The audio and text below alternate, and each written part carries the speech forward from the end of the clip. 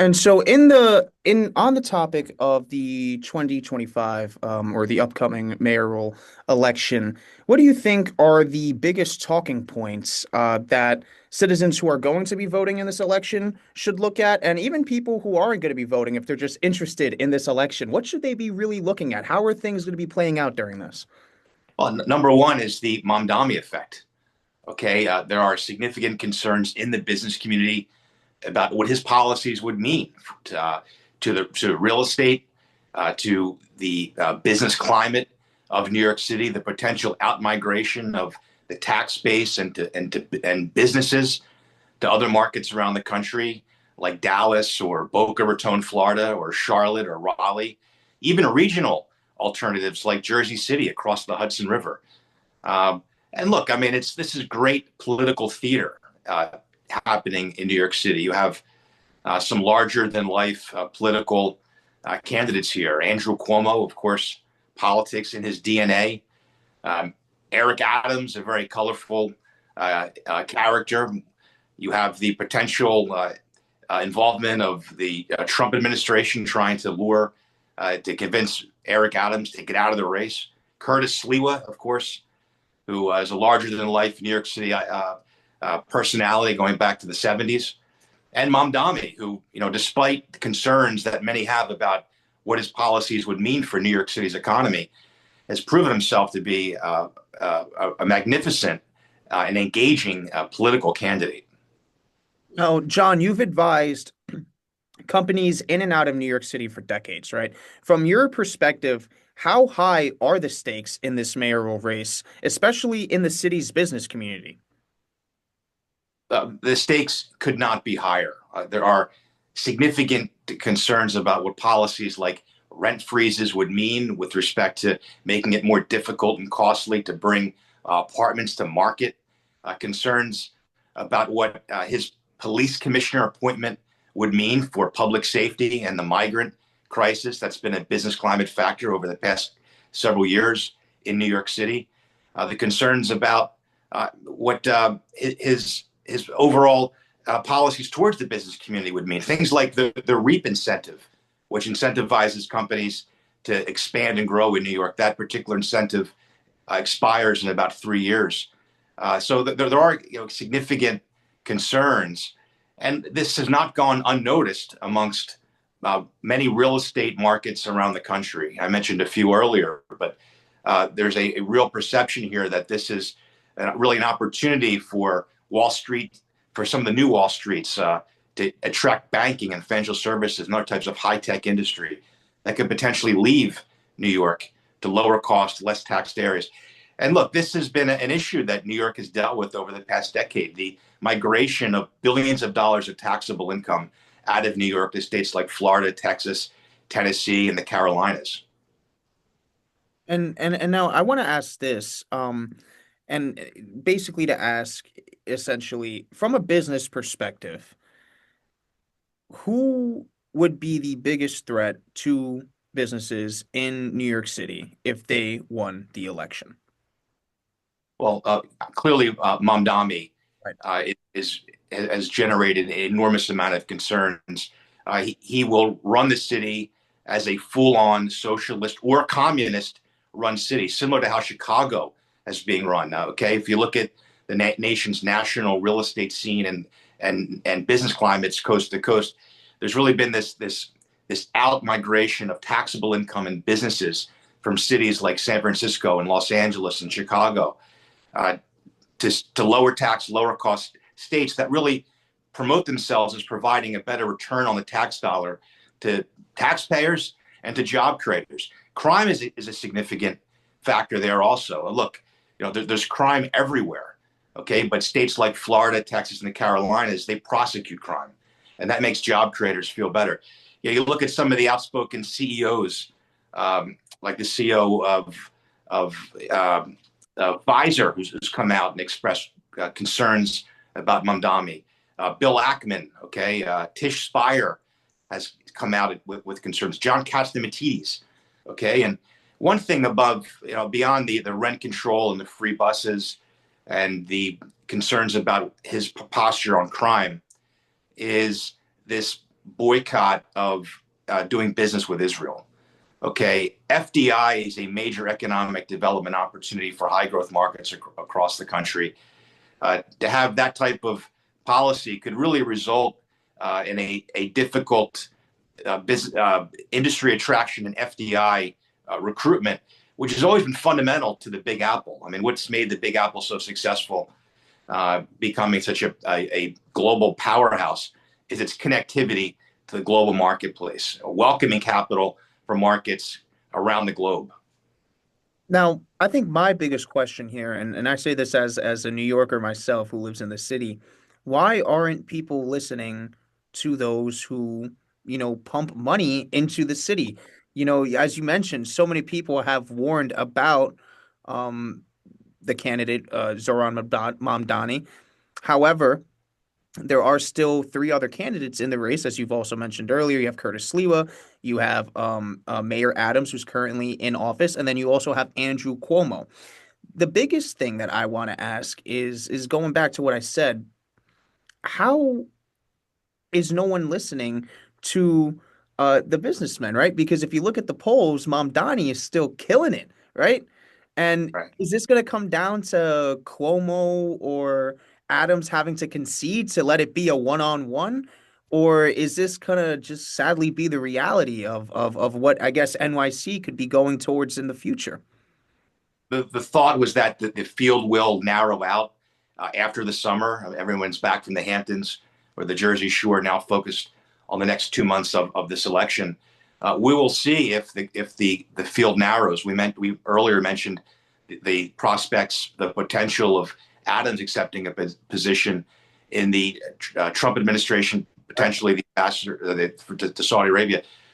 So far, Adams and Sliwa have both pledged that they're not leaving the race. I've seen polling that shows that Cuomo, on a head-to-head competition with Mamdani, would beat Mamdani as Right. people begin to pay more attention to these issues. But look, Mamdani has been a very, very effective politician. He's tapped into concerns about the affordability crisis. Will his policies make it worse? In my judgment, they will. But nonetheless, to many New Yorkers, he's a breath of fresh air. He's the antithesis of what a normal politician sounds like and looks like. I think he had one of the all-time great political ads that I'll make that halal $8 again. Okay, Right. and you look at Cuomo recently challenging Mamdani to a debate in the five boroughs, and Mamdani's response was just great politics. He said, "How about I just debate your puppet master, Donald Trump?" And you sort of have to think, if you think back to the Top Gun, right? That scene when Tom Skerritt, the instructor, is up in the air. They're doing drills with Maverick, and Right. and Maverick's not taking the bait with the maneuvers, and Skerritt goes, "Damn, this guy's good." You have to think that just even Cuomo can appreciate what an effective politician Mamdani is. And look, here's the message that many job creators feel right now: that even if Mamdani is stopped, and even if he loses in November, the genie might be out of the bottle. This idea that New York City will forever be just one election cycle from becoming a full-on socialist-run city, a city run by the AOC wing of the Democratic Party, the wing of the Democratic Party that killed the Amazon HQ2 deal just several years ago. I mean, tell me those 10, 15, 20, 30,000 high-paying jobs in the city would not be very welcome right now. Now, yeah, I like to bring this up because about last week, not too long ago, Mayor Adams, he used his, advantage as the mayor to call all the press to Gracie's mansion. And they sent out, and I know this because I was in the News 12 in the newsroom. They sent out a press release, and it was important announcement about the future of reelection campaign, and everyone was like, "OMG." He is going to drop this, right? This was right when the rumors of the ambassador to Saudi Arabia was coming out. Is literally like the next day, and then he calls the all the press, moves everybody inside Gracie's mansion, and then proceeds to call both Mom Donnie and Cuomo spoiled brats born with silver spoons. And if that's not a message of like, oh, I'm in this until I officially lose in the in when it come election day, right? But is that the smartest decision from Adams? I mean, obviously he doesn't want to concede. He's calling the other two fake New Yorkers. Right. But in terms of this election, we've seen the polls. Cuomo one-on-one against Mamdani does have a chance to win. Wouldn't it be smarter for Adams to just concede and let New York go in a better direction against what everyone else Yeah. is, fearing against? That's the calculation that both Sliwa and Adams have to make in terms of their long term political and personal brand in New York and in the U.S. Do they want to be as responsible in the minds of millions of people and many influential people that control very important assets in media, real estate, the business world? That they're part of the reason why Mamdani was elected mayor. That's a calculation we'll have to make. And look, Eric Adams has been successful on a number of fronts. We give him credit really for helping to sort of make New York safer than it was versus the prior administration. He's made some outreaches to the business community. He's been successful with courting companies outside of New York to invest in New York. But the polls are what they are, and Cuomo, this idea that, remember the Nepo baby, or that comment that Mamdani made about Cuomo, really, you think about how much goodwill does he have left? Okay. We think about his father, think about the COVID epidemic, and it's probably not as much as he thinks he does. Okay. I mean, given the nursing home situation, his other scandals, you think about the issues of bail reform. Okay. I mean, that's really, you don't have to look too far to see where that came from. To his credit, he sort of walked back some of that and talked about, look, we were in a different place. My goal was to work with the legislature to fully fine tune those measures.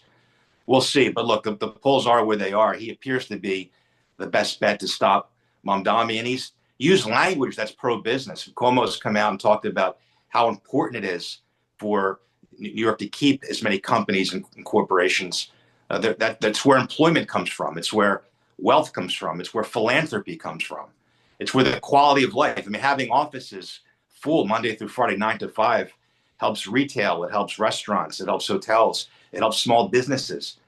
Okay, so having someone that has a positive relationship with the business community is really fundamental to New York City, the Big Apple, being run properly. Now, I want to shift our conversation a little bit more into policies, right? So, how could policies on taxes, zoning, or even real estate impact the city's ability to attract and retain companies? Well, Mamdani will have very little real power to affect taxes. That'll take, working with the legislature on a lot of those issues. But nonetheless, I mean, zoning and permitting. I mean, the mechanics of how deals get done in New York are very much under his influence as the next mayor.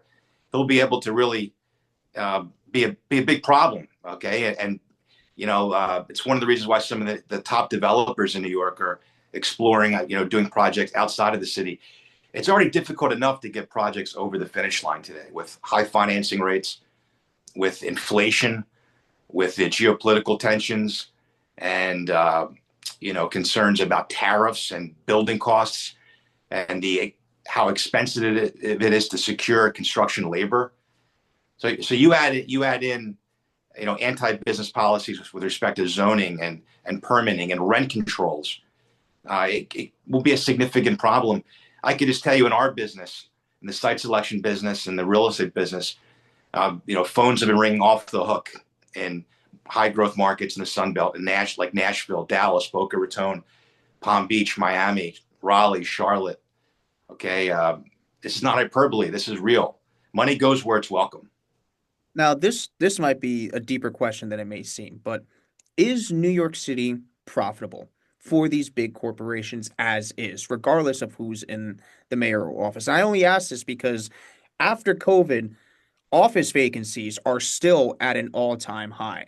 Is it because the city just hasn't financially recovered yet, or is it because businesses and these developers are realizing, hey, we can go outside of the city for much cheaper and still sell whatever to people in cities? It's that. It's also return to office. The momentum now is return to office.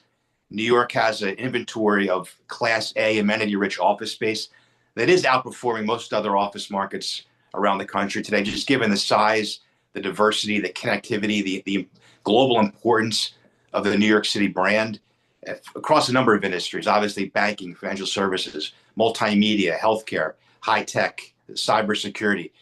The real what's new here is the emergence of the new Wall Streets. Okay, you have markets like Dallas, Palm Beach, Boca, Miami, Charlotte that really have synergies with what's happening in New York. It's never been easier for those companies in New York to shift operations to lower cost, lower tax areas. That's been a problem over the past decade for New York. Mamdani could really accelerate that and make that give the next wave, give a push to the next wave of that migration of capital and businesses and taxable income out of New York. Now, does what happen now, okay, let me ask this. How does what happen in New York, right, ripple out into other regions? Does this happen like, if New York City turns to a Democratic-socialist a mayor, right, and that instills these policies that may potentially drive businesses out of the cities. Is this going to ripple out into other regions, or is this kind of like a, hey, New York City did it, maybe we shouldn't do it type of situation? Well, for markets like Long Island and North Jersey and Central Jersey, this could be an economic development opportunity. All right, not every company wants to relocate to the Sun Belt. Some companies will look for a proximate regional alternative. I would add, Fairfield County, Connecticut, into that mix. Uh, so a lot of these markets, I mentioned Jersey City earlier, will be kind of under the radar screen opportunities to attract a lot of these shifting jobs and capital and real estate expansions. A lot of companies don't want to get involved in politics. They don't want to make a high profile statement against Mamdani, especially if their partners or business operations depend upon doing business with his administration. So some of those markets could be kind of a close-in alternative where they can shift workers. And again, look, congestion pricing has been no friend either to a lot of the return to office initiatives and goals for Manhattan. So these are all calculations that companies will be making in the months ahead, depending upon how this election turns out. From a business perspective, what's the single most important thing, or maybe there's more than one, but what is it that New Yorkers should be thinking about as they do head to the polls? Yeah, I think the lifestyle issues are fundamental to where businesses locate and expand today. Okay, safe streets is fundamental to the corporate site selection process. That's really number one. Affordability is right up there. Also, we have an affordability crisis. New York is not alone. It's about bringing more units to market and doing so in a way that doesn't stifle things. If you talk to the top developers who actually do these projects, rent freezes are not the way to go. It'll be new incentives to continue what this current administration is doing. Quite frankly, a lot of office to residential projects I think are a smart thing to do. Embracing more density, some zoning to allow more density is what winning markets are doing. Markets winning the battle, bringing affordable units to market the fastest. Now, what gives you optimism about New York's economic future? Is there optimism? It's a resilient city. It's come back so many times. I just think back, to, you hate to use the terror attacks of 9/11, but you think of the devastation of lower Manhattan. You think of the great work Bill White and Rudy Giuliani did to revitalize lower Manhattan. One of our old longtime clients, Century 21, their flagship, their reopening was really a catalyst for, lower Manhattan coming back. New York has come back before many times in history. After the pandemic, New York City is a leader in new Class A office space. Think about some of the big tech companies that are taking massive chunks of real estate absorbing Class A office space. We're not. I'm not predicting a doomsday scenario here, but clearly the business community is very, very concerned. It's nothing new for the business community to react and for high net worth people to leave New York. We've seen the outmigration of billions of dollars of taxable income. We've seen the impact that's had on the New York budget several times over the past decade or so. So I'd be concerned about that happening again should Mamdani win. Now, John, is there anything that we haven't covered necessarily that you think our audience needs to absolutely be informed about? That's really my take on all this. You Okay. know, we call economic development the second war between the states. That's how competitive economic development is today. So a lot of these markets are really looking at this as an economic development opportunity. I happen to be based in Boca Raton, the sixth borough, okay, of Manhattan, as it's called, and I have somewhat of a bit of a nuanced perspective, given our work counseling major corporations and developers where to do projects. Yes, on the one hand, it's an opportunity to attract office projects that might leave Manhattan and taxable income, but really one of the fundamental strengths of South Florida is the synergies, the business synergies and the cultural synergies with New York City. When companies from the Gulf nations or Europe or Latin America or even California expand in New York, part of that calculation is market access and synergies with the Big Apple. So not everything is a zero-sum game. The strength of New York is important to many markets around the country, and Fantastic. obviously regional markets, Long Island, uh, Connecticut, North Jersey, and Central Jersey. Well, John, I want to thank you for taking time out of your day and chatting with me. I appreciate it. Have a great rest of the day.